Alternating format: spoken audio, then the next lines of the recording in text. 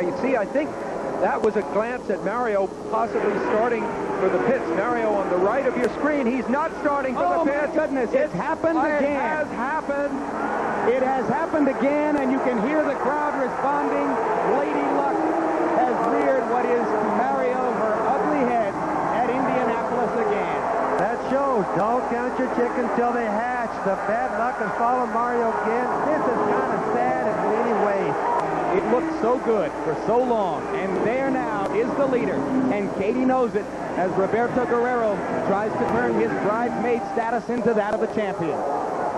That's astounding. But this is Indianapolis. This is racing luck. This is what we talked about all day. But remember another thing. It isn't over yet. The end of this race doesn't happen until it's really over. Car number 4 goes to the top of the leaderboard. Roberto Guerrero is the man in control. Who's chasing Guerrero?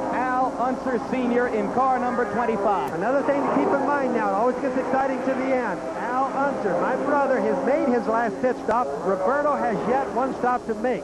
We don't know how that's going to come out yet.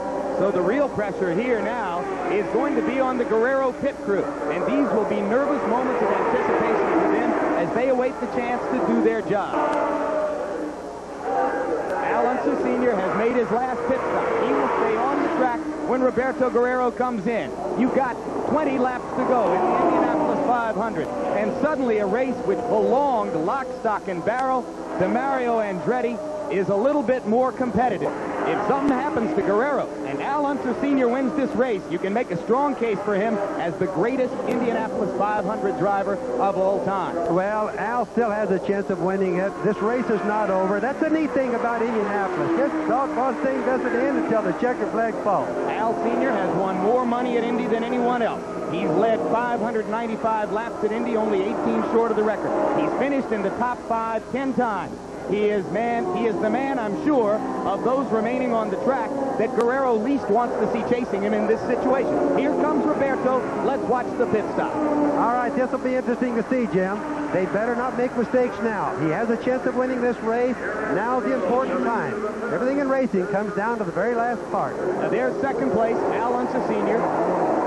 And he is still out on the track, remember, as Guerrero makes the pit stop. No adjustments for Roberto so far. The critical thing here for Roberto to get out of the pits before Al Sr. makes it back around on the front straight.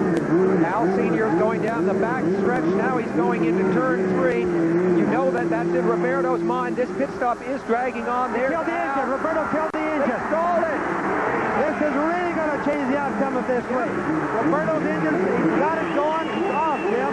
But they're going to be very close. They're going to be very close. There's some turn 4 in the front straight. He's going to pass him, I think. Yeah, can't get it going. It's stalled again. Al Unser Sr. takes the lead in the Indianapolis 500. You've got 18 laps to go. This man has won it 3 times already in his career. He's 47 years old. He didn't have a ride until 2 weeks ago. And now Guerrero has had a taste of Andretti luck. The crowd is going wild. They have to pull Roberto back if he goes one pit stop too far. It's even a lap penalty, if I remember right here. Al now is on the defensive. He must operate totally different. He's not chasing anybody. They're chasing him. He is the coolest head on the track. Now back at speed, leaving the pit. You see him there. But there goes Al going by him. So he is now a full lap down. And obviously he saw Al flash by. All he's got to do now is finish cleanly. Jim, I still want to caution everybody. This is the Indianapolis 500. You can't tell what's going to happen. We've had an extremely exciting race, especially at the last year. More action than you can believe. But Al is on the defensive. He must keep everything together, but he can do it. He could have had even more than 4 wins. He was second in 1983. There's Mario finally coming back out into the race. He's going to finish it, perhaps, but only as an also-ran today. Unser Sr. was second behind Tom Sneva in 83. He was in the hunt in the last 10 laps. His son, Al Unser Jr., tried to block Sneva, or at least create some dirty air for him to give him a chance to win. It didn't quite pay off. Al Jr. is in 4th place. We could have a good Unser day here before we're through. I think you've already had a pretty good Unser day, Bobby. And perhaps to a certain degree, the story of the decade at the Indianapolis Motor Speedway. 47-year-old Al Unser Sr. was without a ride in this race until 2 weeks ago. He was given the car that Danny and Gaius crashed, riding under the colors of Penske Racing. And now, Al Unser Sr. is in position to win a 4th Indianapolis 500 title, which would tie him with A.J. Foyt as the only two men ever to accomplish that. So Al Jr., though, what is he thinking? He roots for his father. Well, he is rooting for him now. Little Al is running good. He's in 4th place. But I guarantee you that he's really pulling for his daddy right now. Now we have a yellow flag. Yellow flag with 8 laps to go. Very strong feelings about what is about to happen to him right here. Well, he's in good shape right now, Jim. He's got Johnny Rutherford right behind him. The pack will go around and get behind him. Unless he has a mechanical problem, Al will get by the finish line. He'll be all right. Try to hang in here, Bobby. Al Jr. tried to protect his dad from Tom Sneva. Is there anything he can do when they come back green to help make sure that his dad will win this race? He won it in 1970 racing for Parnelli Jones. Again in 1971, he was the last man to repeat. He won it in a chaparral in 1978. He has not won it in 9 years, but he was 2nd in 83, 5th in 82, 3rd in 84, 4th in 85. And now it looks like he's going to add 1st in 1987. And with that incredible record behind him, Jim, still, when I stood next to Al when he went out to qualify and put this car in the show 2 weeks ago, as he put his earpieces in, we see him coming up to 1 lap.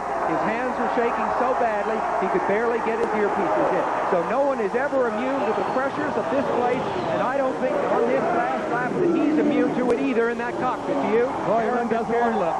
Karen doesn't want to look. Face, that tells you the story. She just crossed her fingers. She got everything crossed. She's just praying to God that he can make it around the rest of this last remaining lap. He's in the short chute between turns 1 and 2.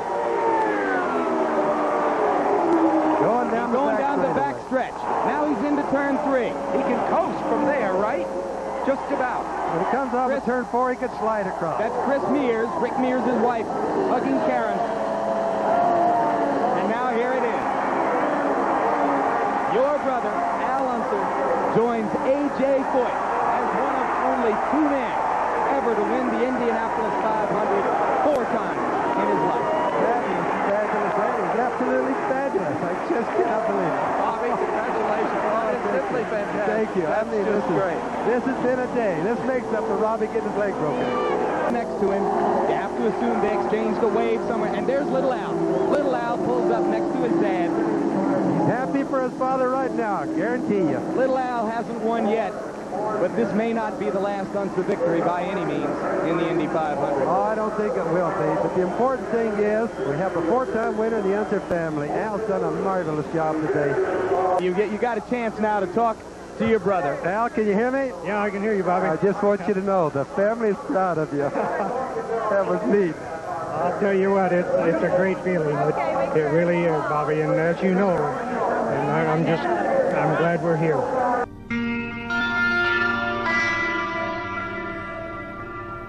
Moved up next to his dad to offer his special congratulations for a job well done.